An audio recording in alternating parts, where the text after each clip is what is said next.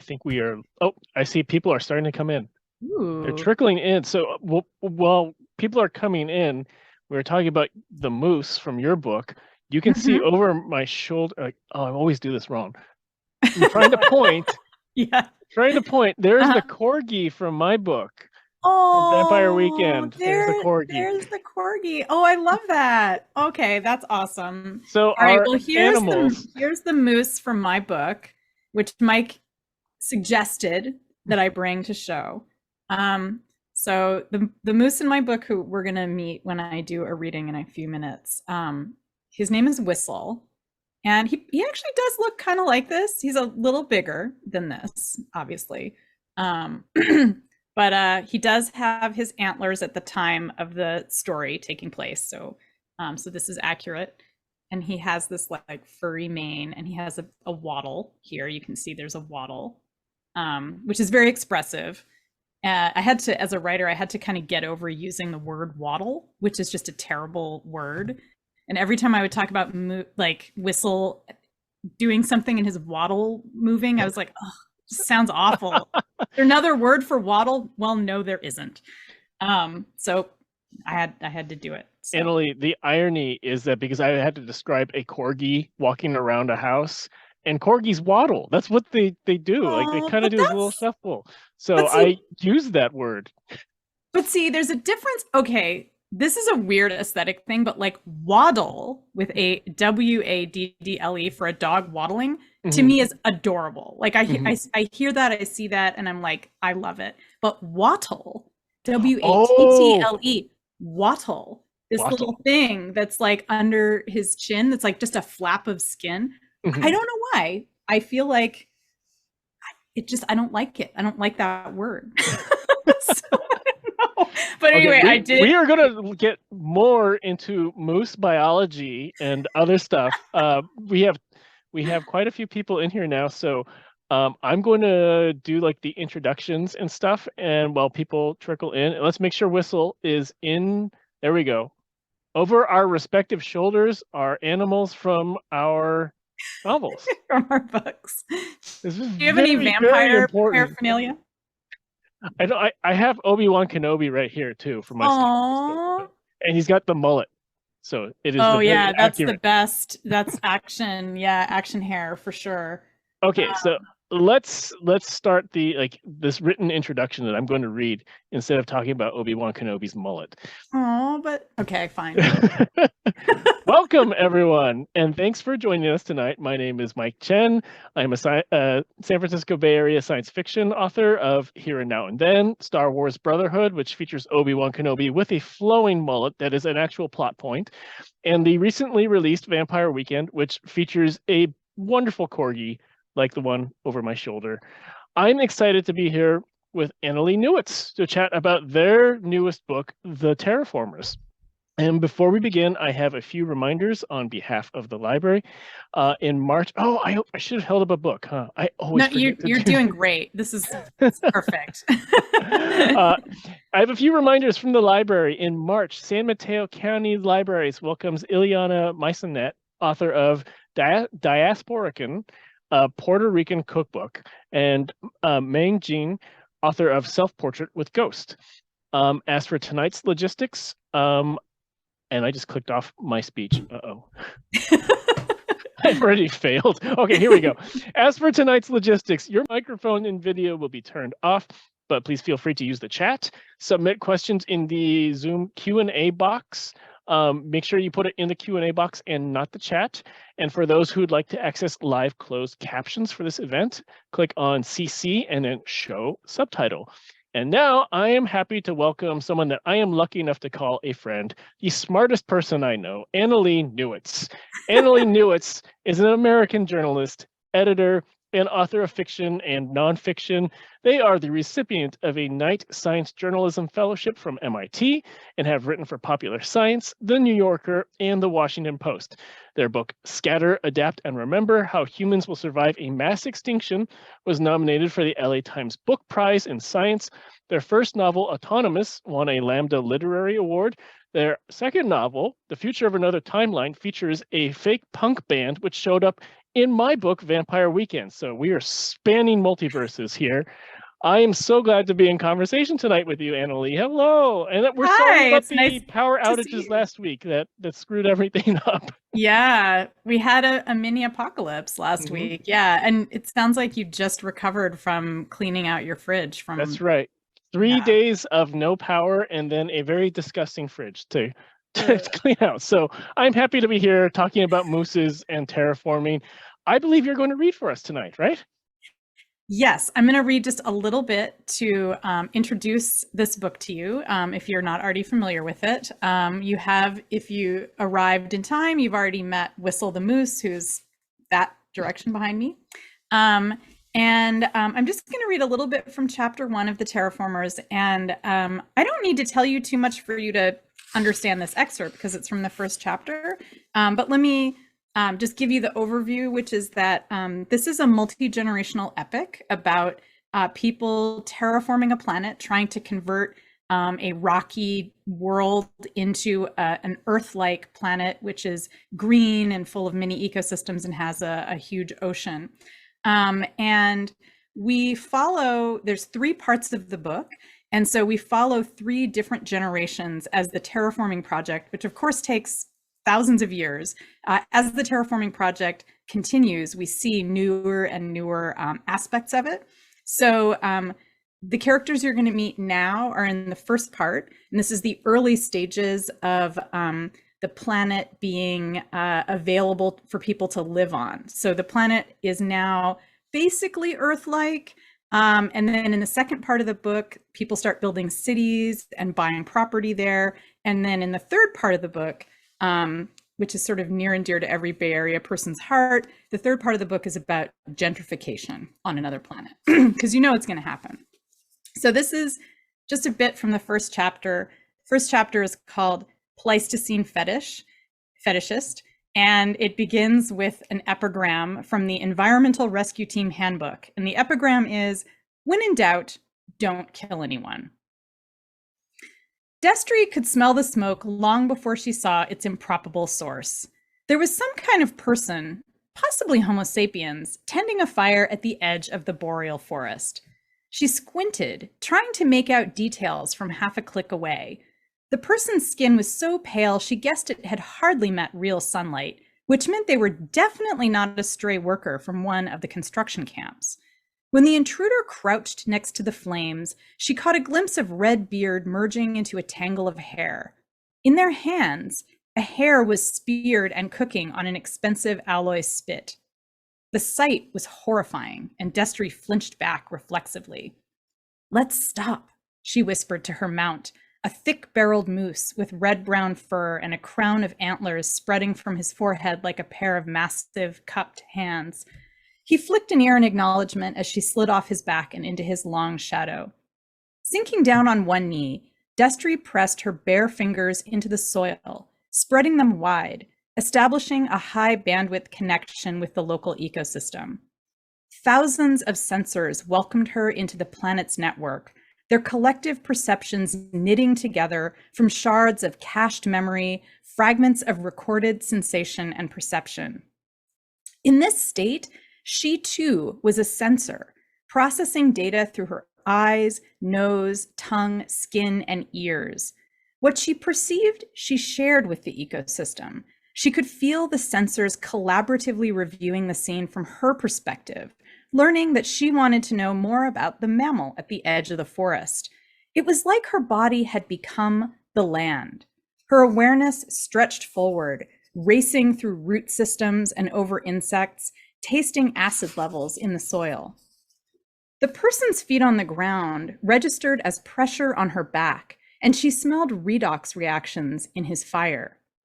Each sensor's evaluation joined the swelling chorus in her ears as the tiny machines voted on what their data points might mean. Polymer, hair, carnivore, unprocessed excrement, dead trees, carbon cycle perturbation, predator, metal, fur, synthetic microbiome.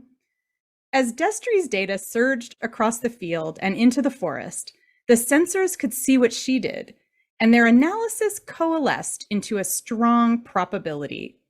Homo sapiens in the region for 8 days, causally linked to tree loss, small mammal loss, excrement buildup, complex toxins. But there was no data emanating from the person, save for a persistent encrypted stream aimed at an orbital satellite.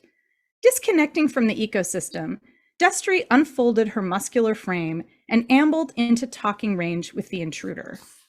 So she starts talking to this guy, and she figures out that he's not really a person. He's a remote, what they call a remote, which is like an avatar that you can operate from really, really far away. And so there's somebody operating this remote kind of, it's not really a robot, it's a synthetic being, but it sort of behaves like a robot.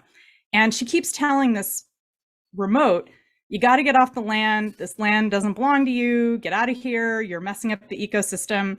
And he becomes more and more of a jerk. And finally, he says to her, why don't you leave?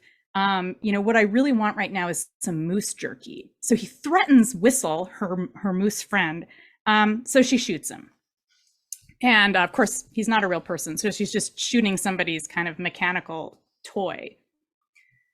And then this is what happens. And this is just a little bit more so you can meet Whistle the moose.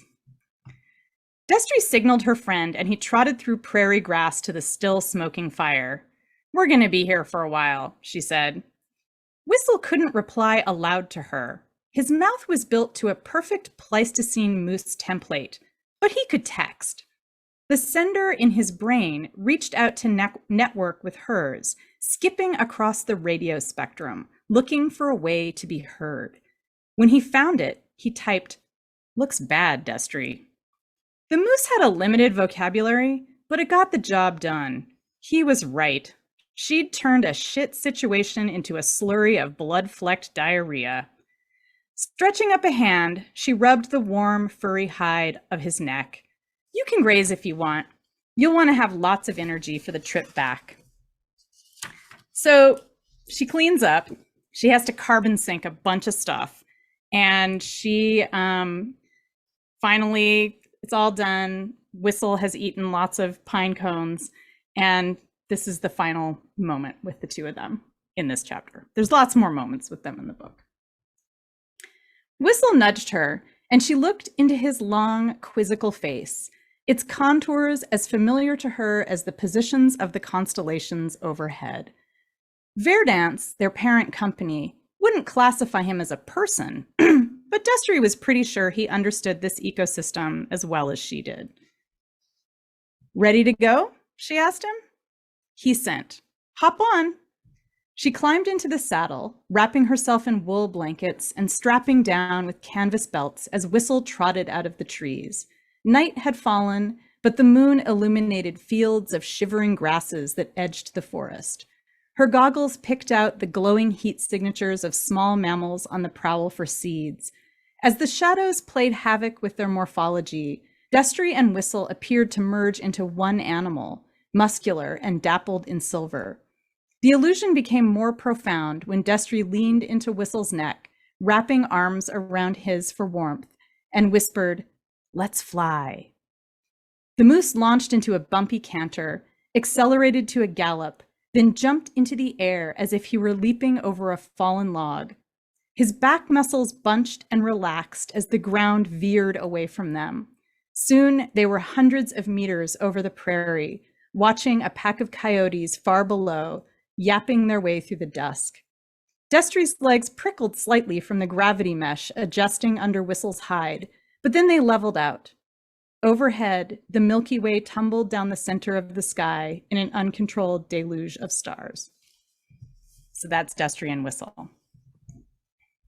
So that was a lot. And I say that in a really positive way because when I read this first chapter, my brain was like, oh my God, this world building.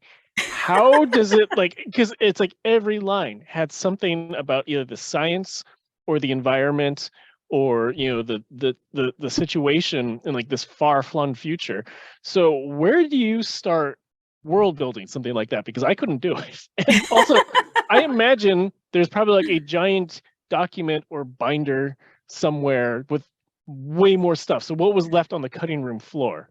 Yeah, so those are all good questions. There is a document. I have a document, very with a very sophisticated title of Terraformers World Building Document. And I We're mean, creative. I know. Yeah.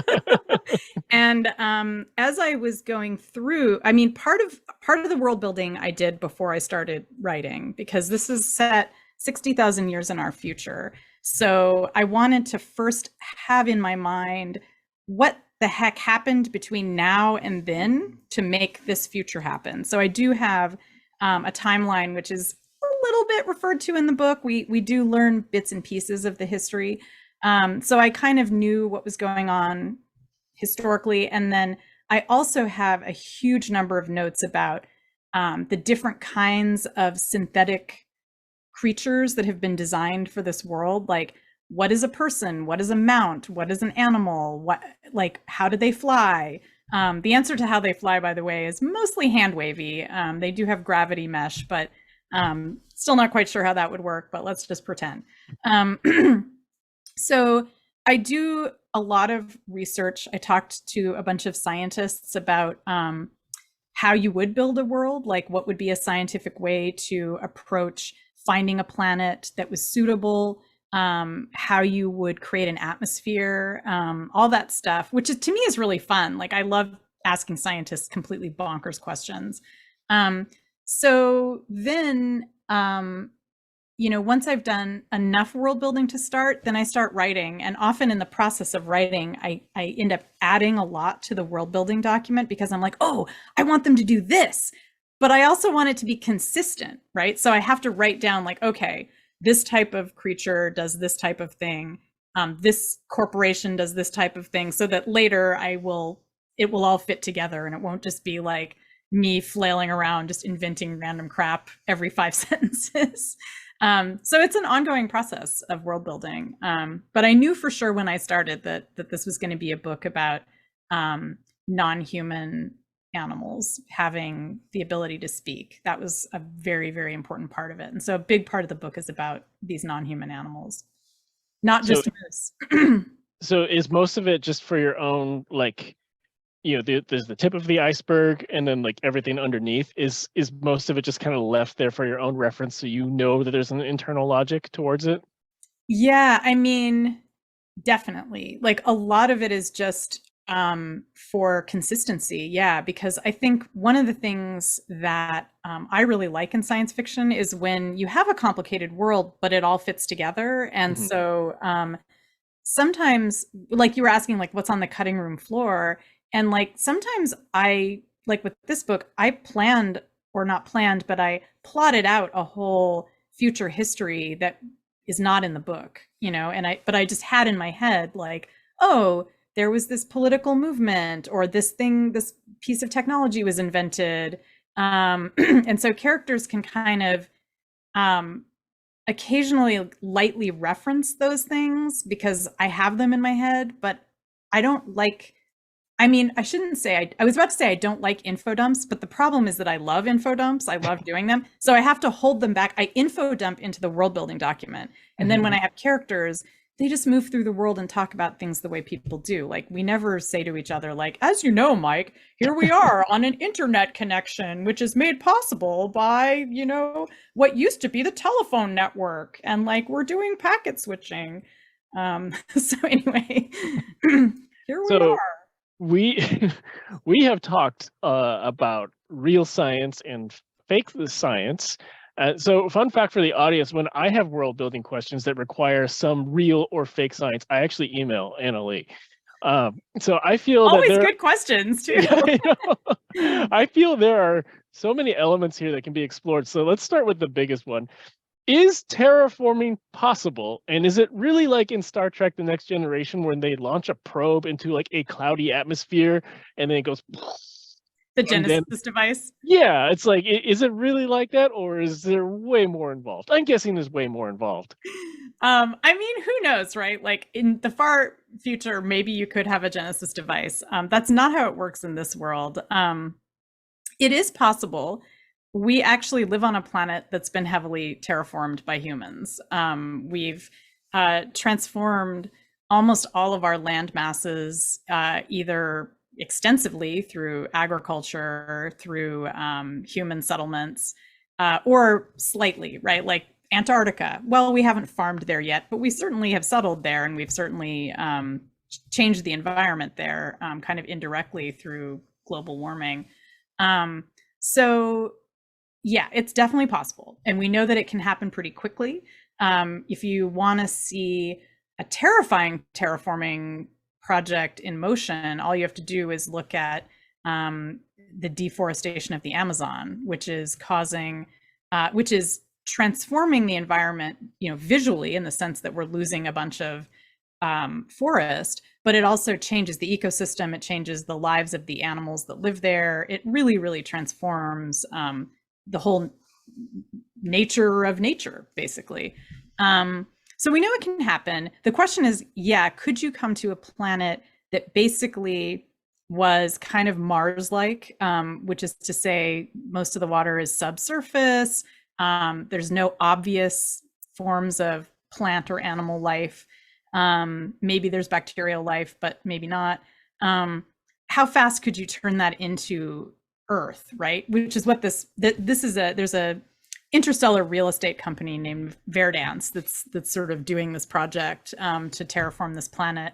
So I talked to a planetary scientist who studies early atmospheres, and I was like, all right, how fast could we do this, basically? Like, if we had this ideal planet and these ideal circumstances, and we had the technology to like bring water to the planet, we had all, a lot of stuff like Star Wars type level technology, right? Mm-hmm. And he was like willing to concede that you could probably do it in about 10,000 years. And so this project in the book like has already been going on for 10,000 years. This is a long-term real estate project. Mm-hmm. And then the book takes place over about 1,600 years. And so it's basically starting with, okay, we've got the ecosystems going, and now we're turning it into real estate where people can actually buy houses. And that 10,000 years is actually quite short. I mean, if you think about how long the atmosphere on Earth took to develop, it was like 2 billion years to get to an atmosphere that we kind of like, that has 21% oxygen. But if you had the technology, theoretically, you could jumpstart the carbon cycle and get there in 10,000 years. So that was what I went with, was what this scientist, David Catling, basically was like, sure, I'll give you that. Is he theorizing that based on existing technology or like far advances? When I talked to him, I was like, let's say you had the technology, like you have space travel, you have the ability to bring water to the planet if necessary, you have the ability to maybe bombard it with asteroids, you have really robust, like basically construction machines in space. So it's not existing technology. We could not go to a planet now. We could not go to Mars now and terraform it, despite what certain Silicon Valley entrepreneurs might want you to believe. We could go to Mars, obviously. We could live, kind of like in the book The Martian, like in a kind of bubble of atmosphere. Total Recall. Yeah, or Total Recall, right. I feel like Total Recall definitely influences me a little bit here, because it's,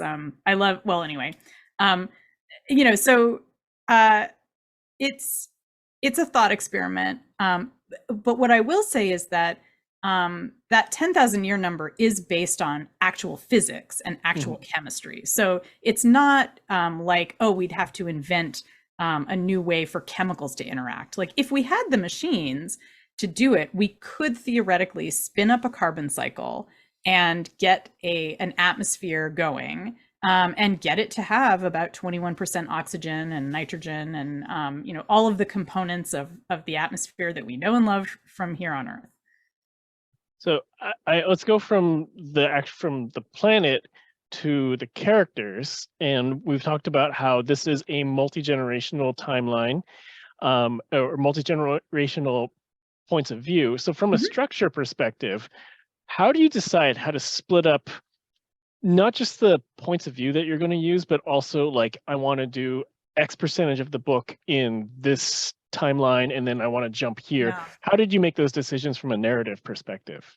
Yeah, it changed a lot actually. It seems really hard. It's, oh my God, it's so hard. I mean, I know, like, I mean, one of the things I love about your books is that you'll often give us several characters who are connected to each other, and we see multiple perspectives, and we end up empathizing with multiple people, and that's really hard. Like, I think people don't. I feel like as a reader, you don't realize how difficult it is to kind of invite the reader to identify with one character and then slip into another character and identify with them, because we don't want to go. Like when we're with a character, generally we want to stay with that character. So that was one of the things that was really hard for me, was thinking about like how I feel when I read a multi-generational story, which I love. But every time one generation ends and I go to the next generation, there's that moment where I'm like, God, no, but I want it. What happened to those guys? Oh, and then like I'll get like 20 pages in and I'm like, ooh, I really like this generation now. So I'm hoping that that's what readers do with this book. And one of the things I really wanted to have as my generations, typically a multi-generational story is like, there's one generation and then their children and the children's children, or however many generations you do. And this is a world where everyone is genetically engineered or built. They're either robots or they're some kind of synthetic cyborg being. So nobody's really having kids in the way that we have them now. So instead, each new generation has been mentored by the previous generation. So in the second section of the book, we meet Destry's protege, and we meet people who knew Destry and people who knew Whistle, and but Destry and Whistle are not in the picture anymore. They're dead because it's hundreds of years later. And in the third section, we meet a character who is a sentient flying train who has been built by a character in the previous section. So they've also been kind of mentored or parented by this person who built them. So I had originally planned for each section to be equal in length. And it just didn't come out that way. I feel really bad because a lot of people have demanded more. Like a lot of readers are just like, each section is too short. They're actually really long. Spin-off material, my friend. Yeah, spin-off material, like fanfic material. That's what I say. Like, give me a bunch of fanfic. But actually, each section is slightly shorter. So the first section with Destry and Whistle is the longest. Then the middle section's a little shorter, and the final section about the train is a little bit shorter. But they're all novella length. And like I said, my only regret is I wish I could have made them longer, but they just didn't come out that way. Like sometimes books just, you're writing them and you're like, this is it. Like if I add more, it's just going to be weird and extraneous and feel shoehorned in. Did you have the overarching plot of the entire span figured out first, and then you started to like insert where you wanted the generations to go, or did you just go with the generations and see what fit and felt right? I'm an outliner. You do? Yeah. Oh, yay. Okay, cool. Good. I think scientists tend to be outliners. Yeah, I think it's like the nonfiction, science background. Yeah. So I know lots of people who do like seat of their pants writing, and they're just like, I'm going to start writing and then I'll see what happens. And I'm like, no. So when I started, I had an outline where I knew what each section would be. I knew when they would occur in time and what they would be, roughly what they would be about. And I knew the first section would be about these early settlers and about kind of the nature on the planet, or the non-urban parts of the planet, I should say. And that the second section would be about building public transit for the planet, and that the third section would be from the point of view of the public transit that they built, because they build these sentient trains who fly, of course, because a lot of people in this book fly, because I wrote it during the pandemic and I just really needed flying in my story. And I gave myself a treat and let myself have that. So I knew exactly what I wanted to do, but then it changed, of course, like in the writing of it. I think the section that changed the most was the middle section. originally the middle section was going to be from a different POV, and then it wound up that wasn't the character that I wrote about. So, did you start writing from the separate point of view and then you decided to shift? No, because what I was doing is the whole time I was writing the first section, I was thinking about that second section. And I was like, oh, am I really going to write about that character now? Now that I've gotten to know this world better and like know these characters better, like who do I really want to write about? And then I was like, okay, I guess it's going to be this person. And I'm glad because they're an awesome character, and they get to do lots of cool stuff. So many times in multi-generational epics, particularly in science fiction, they tend to be political stories about like the machinations of governments and who gets power and how does power gets transferred. And here I feel like we're bucking that trend in a way that I really enjoy because we really get to know these different points of view. We're not floating around, chapter by chapter. And so it's very character driven, and it's very much about the evolution of science and society rather than who's going to murder which president. So did you always want your epic to have such a tight character focus, or did you ever consider making it more like, I guess, a little more sprawling? Yeah, I mean, I love having character focused stories. I think like you, and one of the many things I really admire about your work is that you're able to give us these really relatable, complicated characters who are in these really complicated science fictional situations or sometimes fantasy situations. And that is definitely, I'm in the Mike Chen school of, character first. And so I knew that I always want my world building to be from a perspective. So instead of being like, the two kingdoms had been at war for 7 centuries, and now the castles lay crumbling at their feet. What I would rather do is be like, Bob was walking through the city and noticed this crumbling thing and was wondering like, wow, when did that start crumbling? And like, and so we kind of could learn the same history, but like, it would be more like Bob is going to work and like, oh yeah, that recent set of laws from that kingdom next door, that's annoying. So that's kind of what this book is like, where these are characters who are caught up in really big systemic problems. They're dealing with this real estate company that abuses their workers. They're dealing with a planet that's privately owned, where certain people on the planet would really like to have some representational government instead of just having to do what the corporation tells them all the time. So there are these big political questions and kind of moral questions, social questions, but they're all from the point of view of these characters who are experiencing them on a day-to-day basis. And I think as someone who lives in a world where we're coping with a lot of systemic injustice and systemic problems like climate change, I really like being able to talk in both those registers to sort of show what it's like to be just an individual living through these massive systemic problems. But also then, because I have thousands of years to work with, I can pull it back and I can show the reader, and we can go on a journey and we can be like, look, here's how some of these systemic problems do change over time. And sometimes they improve, sometimes the good guys can prevail and change the systems, and then sometimes they can't.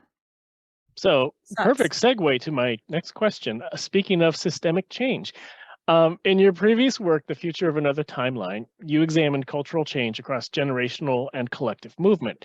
Plus, it had punk rock and time travel, so needless to say, it's one of my favorite books. Here, we're looking at literally bringing a world together and watching it evolve. So it's safe to say that you're interested in cultural anthropology. What is it about cultural evolution across generations that grabs you? And was this book always going to be about this? It was always going to be about this. And it is true that we see a similar kind of preoccupation is in Future of Another Timeline, where I was really interested in imagining what would it be like if generations separated by time could actually meet each other and work together. Partly just growing out of a fantasy that I have of meeting my great grandmother, who seems like she was super badass and like got a pharmacy degree like back in the early 20th century when it was not very common for women to do that. And I always wish I could just go back and be like, hey, like, good job. Like now, like, you know, like your daughters have gone on to do cool shit. So who knows what she would have thought about that. But in my book, that's what the characters do get to do, is go back in time and meet the kind of foremothers and foreparents of feminist revolutions and punk rock revolutions, riot girls, like of the 19th century. We get to sort of meet the people who were doing the equivalent of riot girl stuff at that time. So in the Terraformers, instead of imagining the generations meeting, I'm able to, because there is this big time span that I'm writing in. Instead, we get to see how the work done by one generation is handed off to the next generation, and how the next generation picks up the pieces of the previous generation, reinterprets it, changes it, works with it. There's in this, without giving any spoilers, I'll say that in the first section of the book, Destry makes a really big decision, a political decision that affects an enormous number of people. And at the time that it happens in the book, I think it's pretty clear that it's the best thing she could do given extremely constrained circumstances and a lot of danger. And in the next section of the book, it immediately starts with characters who are living hundreds of years later with the results of her decision. And they're like, God, fuck that. Like, what? I hate this. And even though it was actually something that was quite progressive, it has over time become something that's actually really problematic and onerous. And so they have to go back and like revisit what she did and maybe change it so that it's better and more just. And so I just feel like, as I was saying earlier, because of the fact that we're in this moment historically where we're struggling with a lot of problems that are systemic, environmental problems, political problems, I just think that one of the things that science fiction can do is give us the opportunity to think in the long term and to see that even if it feels like we're losing, or even if it feels like times are bad, that we're embedded in a much bigger story, and that generations from now, people are going to be like, dude, thanks for like the stuff that you did. I mean, some of it sucked, but like actually some of it was really helpful. And like, I mean, that's how I feel about generations before me, is like, wow, thankfully people, got me the right to vote in this country. That's pretty awesome. And it wasn't that long ago. I mean, my great grandmother couldn't vote till she was in her 30s, which is like freaking bonkers to think about. And of course, there's still people now who are disenfranchised, by the U.S. government. So the struggle continues. So in a few minutes, we're going to take some questions from the audience. Please put them in the Q&A box. But the last thing that I'm going to ask you about, if you've read any of my books or follow me on social media, you know that I am a very big animal person. So the idea of a big, lovable animal with human level intelligence is awesome. So tell us about Whistle. Can you describe him? What was the inspiration behind him? And what kind of videos did you have to watch to capture his mannerisms? Yes. Okay. So I always knew there would be a moose in this story. I grew up reading a lot of books about horses and horse consciousness and humans' relationship with their horses. So I thought, since this book is, the characters live in an area that's very much like the Canadian prairies. And I always like to have Canada in my books. I was like, well, obviously it's going to be a moose. People actually have ridden moose in U.S. history or in North American history. There have been efforts to domesticate moose, but for whatever reason, I guess it didn't work out. So I knew that was possible. And I watched a lot of YouTube videos of moose to get their physical expressions close to reality. There's also a great scientific journal called ALCES, ALCES, which is just the scientific term for moose. And it goes back to like the late 60s. Wait, this is a journal just about moose? It is about the behavior and management of moose. So it is both about just moose behavior, so just like moose stuff, but also a lot of it is aimed at people who are like in land management or park rangers who are dealing with moose like encroaching in human settlements. Like, how do you deal with moose when they are in trouble on your land? How do you deal with moose who are pests? Like, so it's from all different perspectives. But yeah, a lot of it ends up being about how moose behave, because people are trying to figure out, like, is this moose hurt? Do I need to help this moose? Like, is it normal for moose to be wandering through my town like this? And there were a couple articles that were just observational, people who worked in Parkland in Canada and had just hung out with moose for years and years and years and observed them and drawn pictures. And so they knew things, or they had observed like how moose act when they're just having fun. And that was something I was really interested in, because I'm like, Whistle, how would Whistle act if he was just goofing around? Mm-hmm. So it turns out, perhaps not surprisingly, that moose love to swim. And you've probably, if you have done what I've done and gone on YouTube and looked at moose videos, as you all should, there's lots of incredibly great videos of moose swimming. They are skilled swimmers, but they also have fun in the water. And so they like to go into shallow water and kick up their heels and like do little water fights with each other. They have these really flexible noses, so they can squish their nostrils together completely closed, so they can dive underwater and have fun. So anyway, that was one of the things that I was most excited about, was learning about how moose like to play. I also really wanted to deal with the way that humans tend to treat animals as being lesser creatures. So a lot of the book deals with how humans have categorized certain non-human animals as being less intelligent, and how they behave as a result toward those creatures, and sort of how they create a caste system around intelligence. But there are lots of other non-human animal characters. There's a cat who's an investigative journalist in the third part of the book. There's naked mole rat scientists. There's a town of rebel worms that we that we meet. That's a good band name. Yeah, rebel worm. Well, arrogant worms, of course, is a great band. And there's a cyborg cow who has a very important role in the book.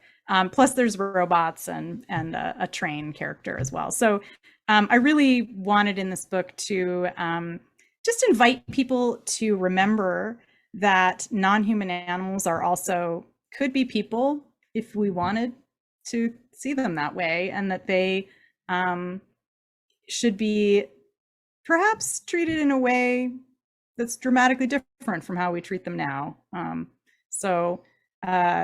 Yeah, I hope people come away from this book with a greater desire to chat with the non-human animals in their world. So I'm looking at the Q&As. So one question from Michael is, how did you write this brilliant book? And I feel like we've covered some of that, but is there any part about the crafting process that you want to throw back in there? So it was really hard. As I mentioned, it was a pandemic book, and I don't know how it was for you, Mike, but definitely pandemic writing took a lot longer than regular life writing did before that.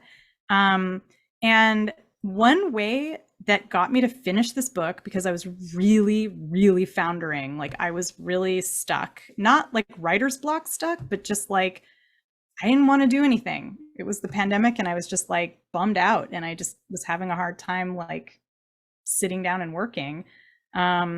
So my friend Alan Henry, who used to edit Lifehacker, now he works at Wired, and he's really great at productivity. He just wrote this fantastic book about how to be productive at work if you're a person of color and you're dealing with like all the additional crap that comes with being a person of color, as well as having to do your job.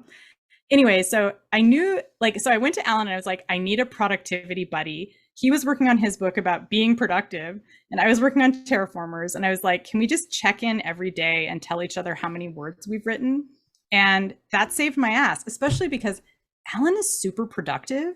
So he was like, I wrote 3,000 words and interviewed 5 people. And I'd be like, I wrote 700 words and ate a cookie. So he really like made me up my game. And it was like, man, I don't think I would have finished if I hadn't had Alan just being like, I can write a jillion words. Why aren't you?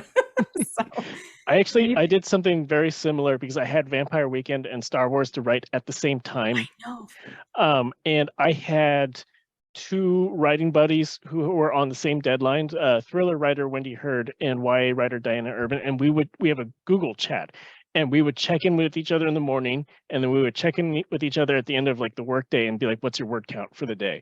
And having that sort of like communal, like we can do this sort of attitude, that really made a big difference. It's so good. And like, and if you want to know tips about productivity, Alan's book is out now. It's called Seen, Heard, and Paid. So just plug. This is from Emma Humphreys. I feel a real callback to Edward Abbey and the Monkey Wrench Gang when you mentioned the founders of the Environmental Rescue Team. What other environmental texts and writers influenced or inspired you in writing this? I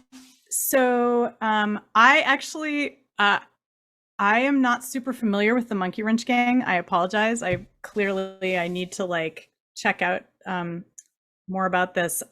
I was really inspired by 2 things. One was the Dakota Access Pipeline uprisings, and also the land back movements that are going on throughout North America, in Canada and the US, and I think also in Central America too. And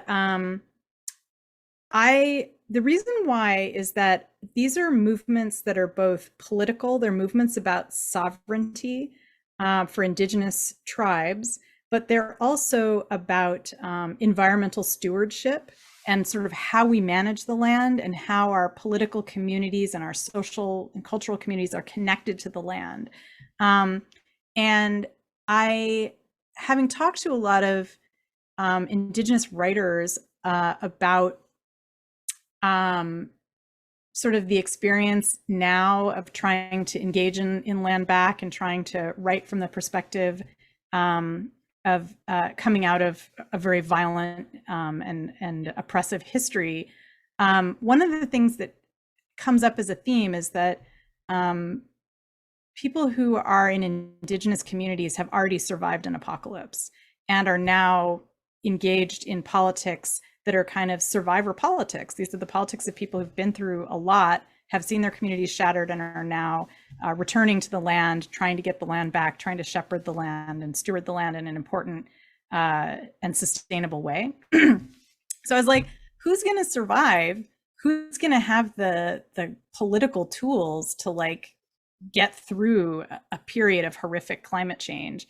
And I was thinking it would be people who had led land back movements and people who were leaders in not just the Dakota Access Pipeline uprisings, but other similar kinds of movements that often do deal with water. And in fact, the first section of this book is all about water resources. So that was what I was really inspired by. And so that's where the Trickster Squad comes from. That's why there's a lot of references to Cree stories. There's references to Wisaki Jack, who's like a Cree, not just Cree, but Wisaki Jack is a kind of a superhero figure in a lot of Northern American Indigenous stories. So yeah, and I as I was writing, I talked to a couple of different Cree creators. One is a filmmaker and one is an academic, and just sort of asked them questions about how they thought how Indigenous culture would wind up being in 60,000 years. And so that was a big part of my inspiration. So Emma has one question for me. I'll answer it really quick. What's your favorite Vampire Weekend song? It's A Punk. And I will say that Vampire Weekend does not appear in Vampire Weekend because I thought that would be too meta, but I did make a very obvious Oxford comma joke to nod to Vampire Weekend. Okay, so Michael Helm, this is a really good question that I want to know the answer to. What are the issues terraforming a planet like Venus?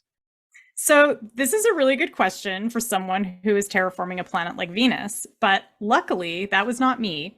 My planet was not starting out with like a thick atmosphere and like a weird counter spin and all the other things that are strange about Venus. I did, however, spend quite a bit of time talking to Vicky Hansen, who is a planetary scientist who studied Venus a lot. And she actually got me really, really interested in how volcanoes work on Venus. So this is not going to answer your question about how to terraform Venus, but it is a fun Venus fact, which is that Venus does not have plate tectonics, or so it would appear based on the evidence that we have. So, but it does have volcanism. So what that means is, because we have plate tectonics, that means that volcanoes move around because the land masses of our planet are like floating on top of magma, or not magma, but you know, they're floating on top of like highly compressed fluid rock. And so that means when you have a magma upwelling, as the crust floats over it, the magma upwelling comes up in one place and then another place, which is how you get things like the Hawaiian Islands, where you get like a whole bunch of explosions happening like over time. But this doesn't happen on Venus. So you get volcanoes that erupt in the same place for like billions of years. And it creates these incredible structures, these huge cones that have all of these lava tubes coming out of them that look like a squashed tick, basically, because they've got these kind of legs coming out of this big central blob.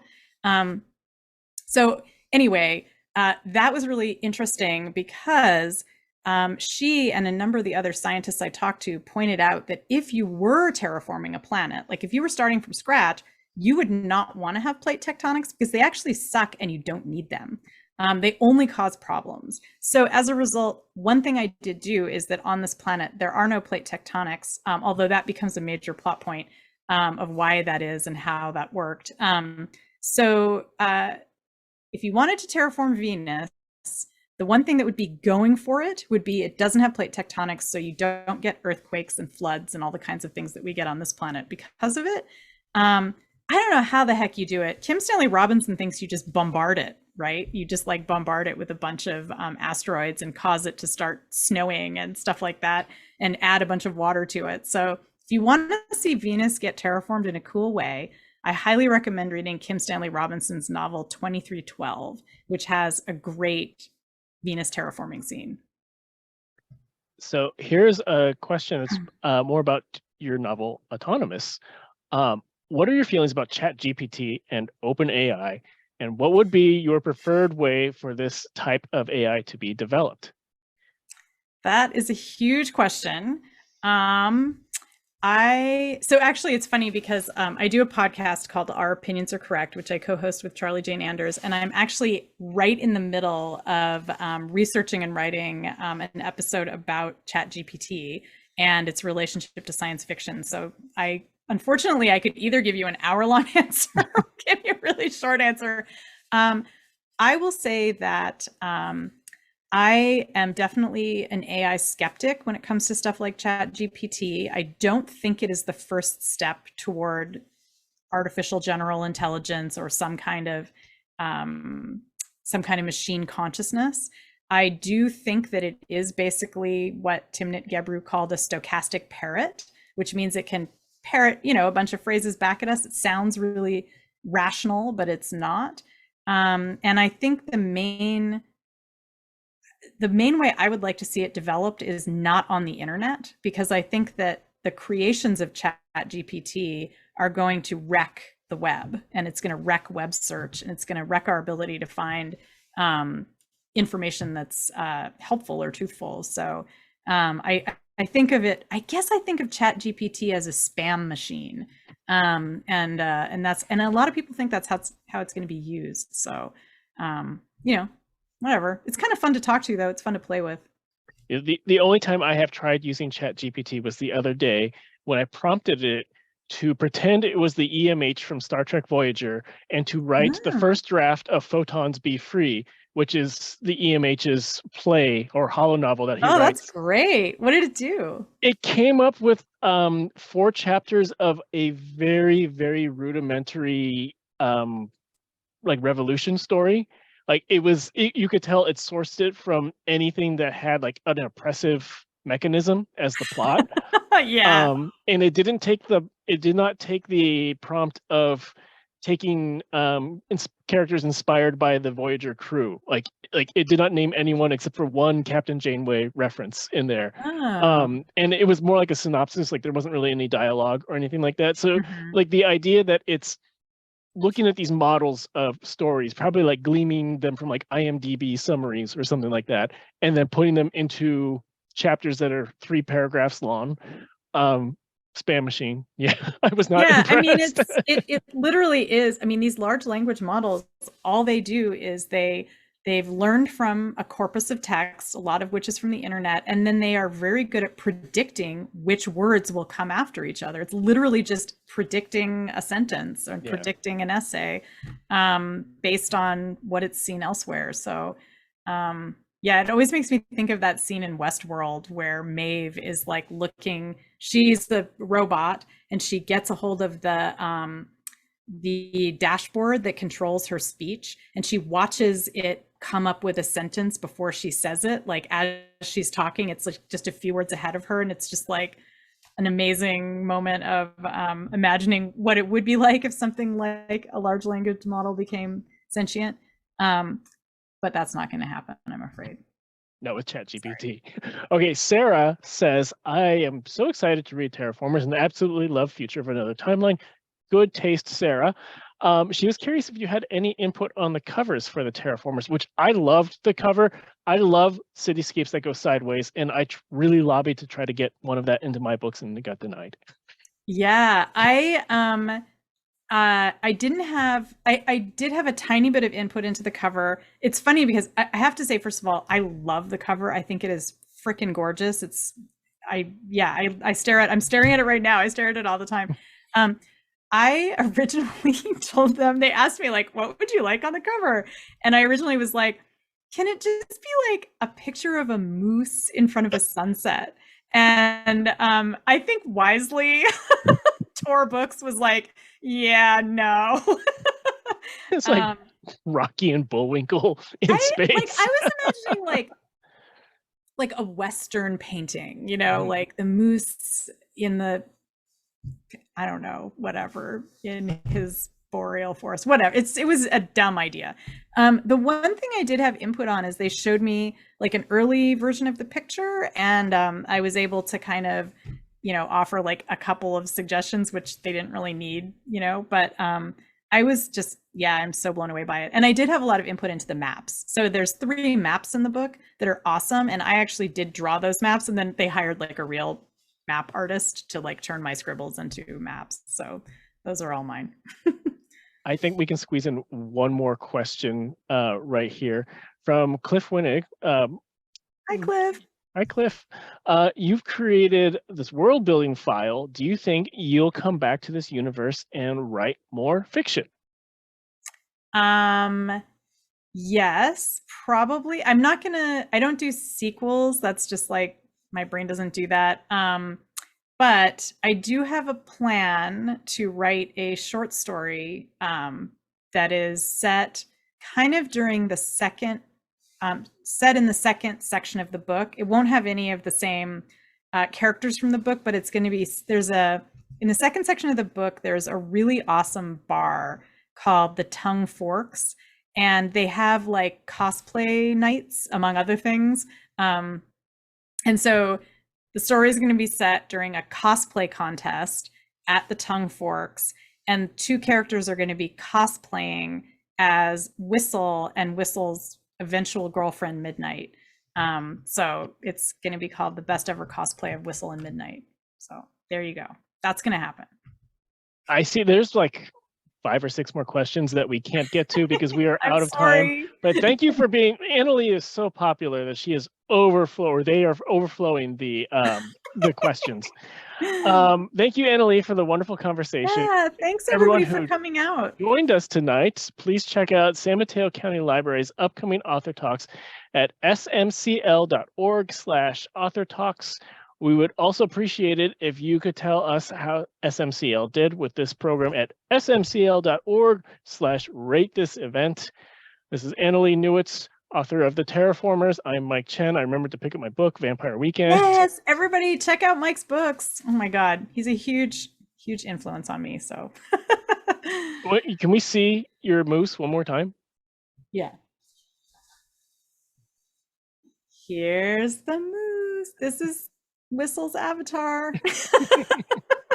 Very soft. Thank you to Lori Fox, my agent, who got me this lovely moose.